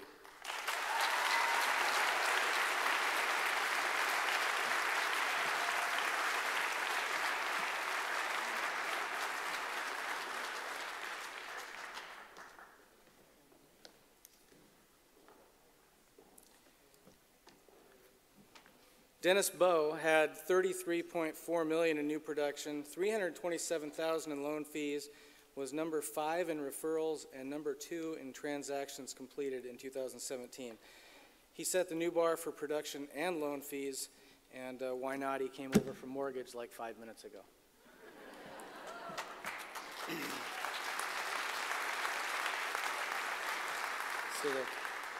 Steve Erickson had $25.2 million in new production, $260,000 in loan fees. And Steve did most of his damage early in the year before turning his focus completely over to building his team, which we'll talk about more in a minute. Tom Essig had $14.1 million in new production, $137,000 in loan fees, and was number 1 in the bank in referrals in the commercial division. He was also smart enough to stay home with his wife tonight. It's her birthday. Bob Frazier had 12 million in new production, 171,000 in loan fees, was number 6 in referrals, and number 1 in transactions processed. And Bob was also promoted to team leader in Linden last summer. Nice job, Bob. Pradeep Naga, I like saying that, had 20 million in new production and 136,000 in loan fees. We're thinking maybe he'll take a shot at Dennis's titles this year. Or Tepker. Tepker, where are you out there? And finally, Henry Lee, 18.5 million in new production, 111,000 in loan fees, and he was number 3 in total transactions completed. And Henry was also promoted to team leader in Bellingham last fall. Congratulations, guys. Steve, you can stay. You can stay. And please welcome the rest of the Snohomish CBG to the stage.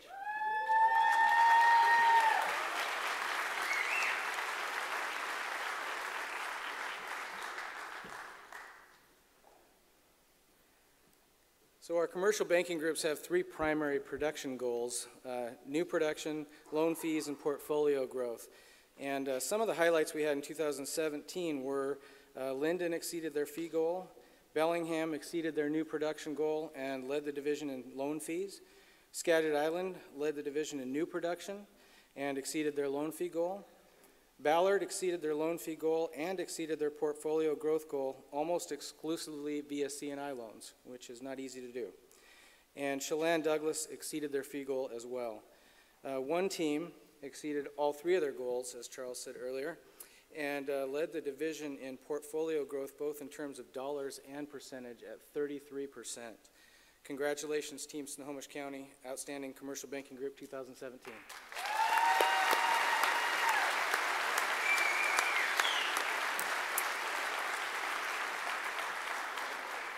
Thank you.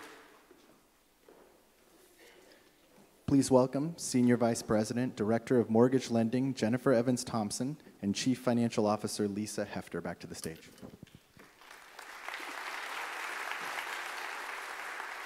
Good evening. I'm happy to be here tonight to announce our real estate awards.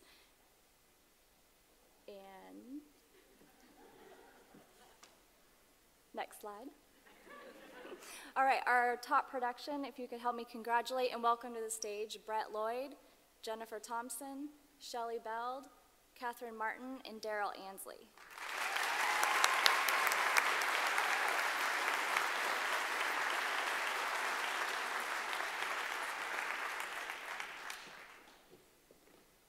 This year, our top production was a little bit different than we've done in the past. In the past, we've had top producer for construction, government units. This year, it was a combination of points. And so congratulations to these folks up here.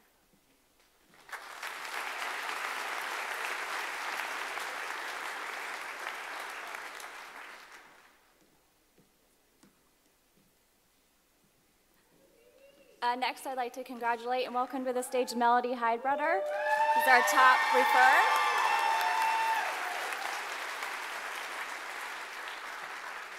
Melody had 9 referrals to the real estate team this year.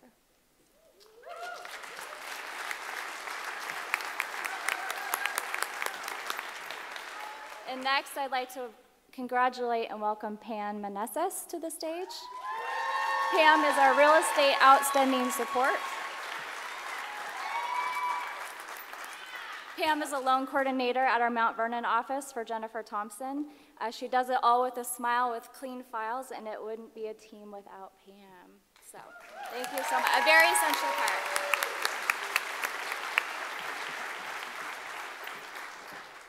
Please welcome back to the stage Andy Pullman and Michelle Barrett.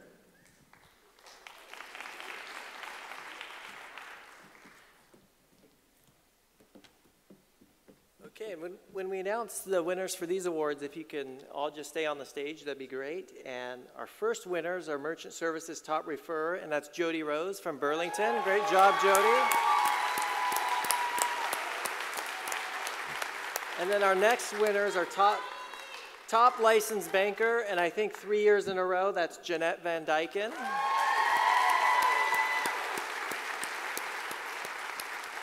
And we're going to have to rename this award to the Israel Jacob Top Investment Producer Award. And Israel's the winner. Probably about 20 years in a row. Great job. Great job, Israel.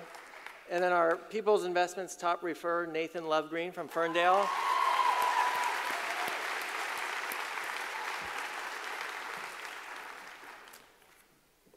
And I think that's it. If we can get everyone one more round of applause. Great job.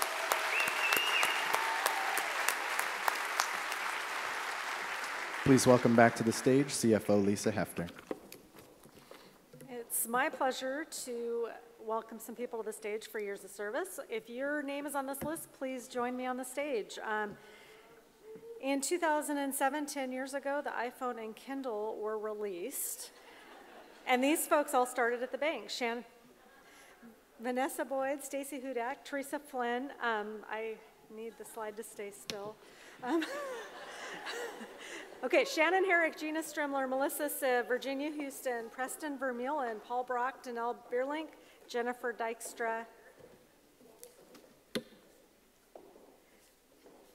No, I've said some of these now, I'm all confused. Karen Robinson, Carissa Sauer, Elena Dumlau, Ria Van Weirdhausen, and Shelley Haney are the ones that I missed. Congratulations on 10 years. Thank you.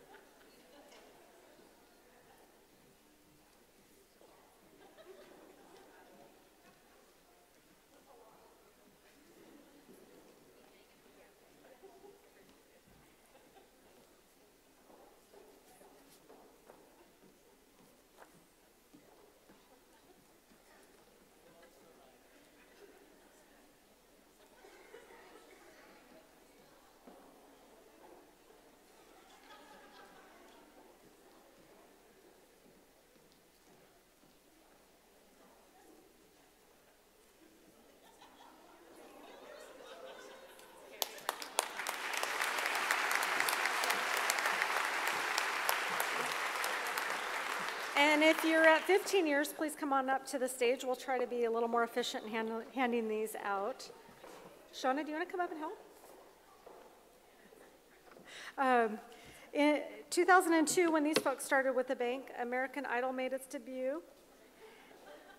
And the third most popular television show in America was Joe Millionaire. If you're 15 years of service, please come down.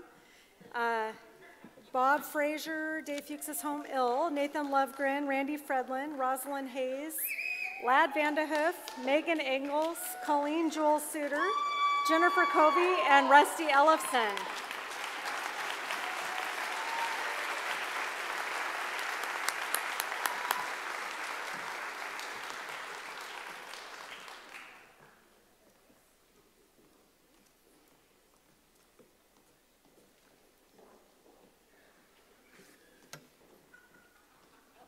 Congratulations.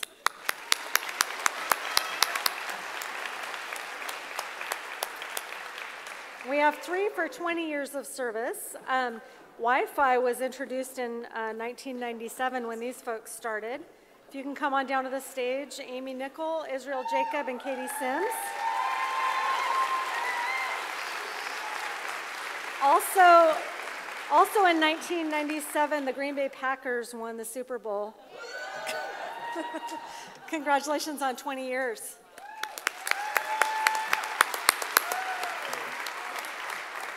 "25 years, please join me on this stage. Laura Lee, Brenda Shorthill, and Tracy Neer. In 1992, when the 4 of us joined the bank, we did not have computers on our desks. The top song was "I Will Always Love You" by Whitney Houston. And the first text message ever was sent in 1992. 25 years, I started when I was 6.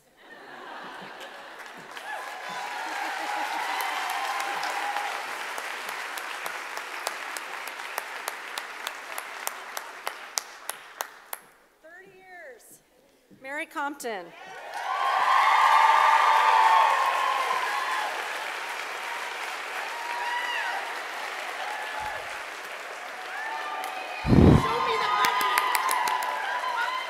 In 1987, when Mary joined the bank, 22% of all mattress sales were waterbeds. Congratulations on 30 years, Mary. It's fantastic. And we have 2 for 35 years, Rhonda and Shelley. In 1982, when Rhonda and Shelley started at the bank, the board game Trivial Pursuit was released. The cost of a movie ticket was $3, but a Sony Walkman cost $129. Congratulations on 35 years. Thank you. Now we're going to recognize our Real Service Award winners from last year, and if your name is on the list, this list, I'd like you to stand up in your places so we can recognize you. Bianca Gonzalez, Morgan Flynn, Terry Marks, Jordan Simpson, Linda Nagel, Selena Ramirez, Tiffany Kingery, Kelly Moore, Megan Vanderhaeg, Jessica Hansen, Sarah Martin, Kelly Brotherston, and Beth Malott.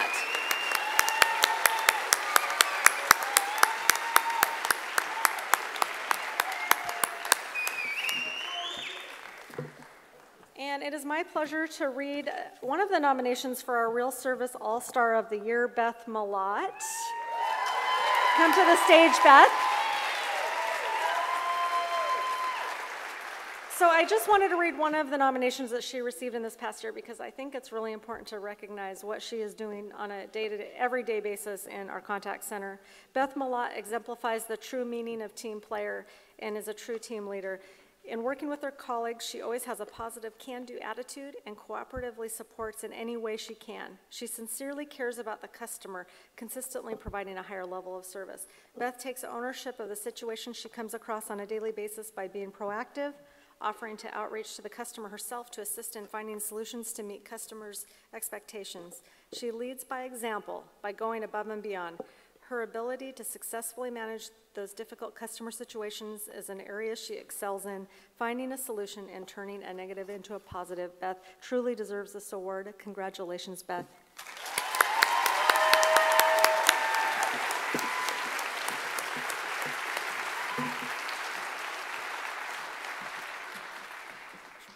Please welcome to the stage Vice President, Director of Human Resources, Christine Lewis. Good evening. It's our pleasure tonight to present to you the Best of People's Bank Award recipients. We have 5 very deserving award winners tonight. The Best of People's Bank recognizes employees who exemplify our core values and our guiding principles that really are the core of People's Bank that make us who we are today and make it a great place to work as well. These employees understand the importance of, people come first. I'm going to plug it in again right there. Each of these recipients were nominated by you, fellow coworkers. They were selected by the executive team because they believe that these people really are the best of People's Bank. So thank you to everyone who recognized an employee and submitted a nomination for them. So I'm going to start with the Integrity Award. When I call your name for each award, please go ahead and stand up, come up to the stage, and you can go ahead and have a seat right afterwards. So the first award is the Integrity Award. The recipient of this award consistently sticks to his beliefs and does what is right regardless of whether it's popular or not. In his demanding role here at People's Bank, he often has a difficult job of saying no and has to maintain that even under pressure. This is in all protection and support of the bank. Brandon Wolf demonstrates that he has the bank's best interests at heart in all the decisions he makes, contributing to our superior credit culture. Please come to the stage, Brandon.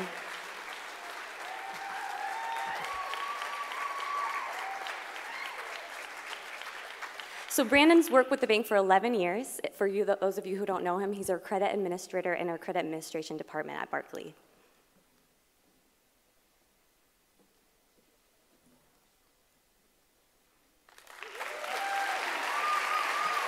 All right. The next award is our Community Stewardship Award. This individual demonstrates the best in volunteerism.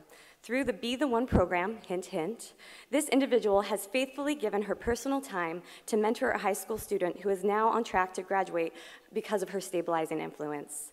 This individual so well exemplifies the values of Be the One program that they were featured People's Bank in the campaign. Please welcome to the stage Sharon Butler. She is an inspiration to those around her. She inspires others to take advantage of opportunities to give back.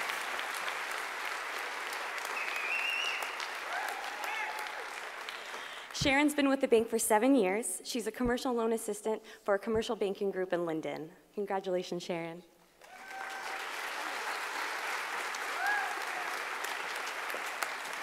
The next award is the Teamwork Award.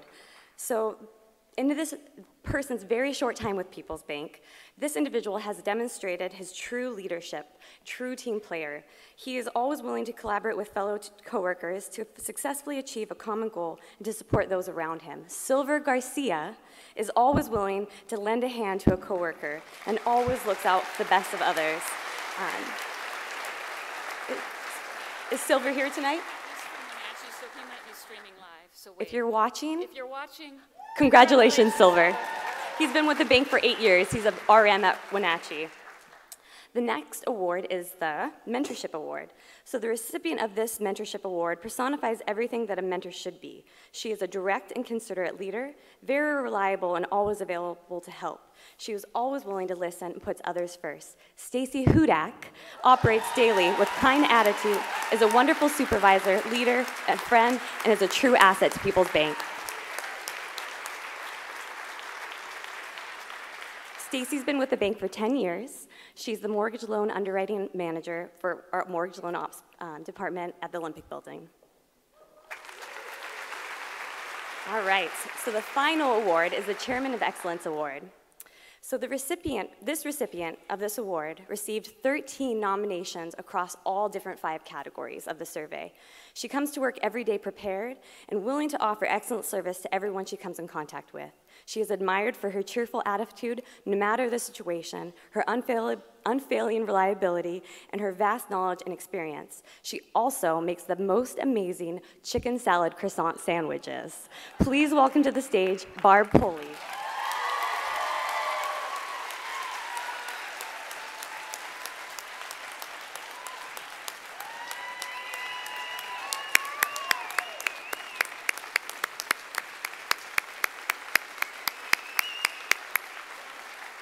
Barb Pulley is the epitome of what makes a great People's Bank employee, and not just because of her sandwiches.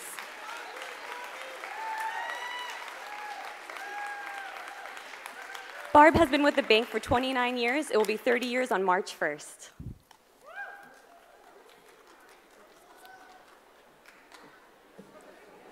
thank you and have a nice evening. All right, thank you everybody for attending. As you leave, please pick up your People's Bank Volunteer t-shirt and a copy of the 2018 People's Bank Community Report. Both items are located in the lobby. Have a good night and drive home safe. We read a study recently that said that 18% of office employees admit to have stolen a coworker's lunch at some point during their time at the company. So Ivan, in front of everyone, have you ever stolen somebody's lunch? No. Clear cut. All right. Well, Ivan, you said it. We have a surprise. We have evidence that you did.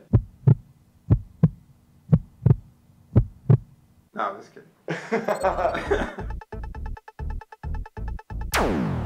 you ever stolen a coworker's lunch? I have never stolen a coworker's entire lunch. I have, however, taken maybe some creamer out of the fridge that was not mine. And possibly some hummus. There we are. Truth comes out. But then I've told the person, so it's not less okay. of a crime. And maybe a LaCroix.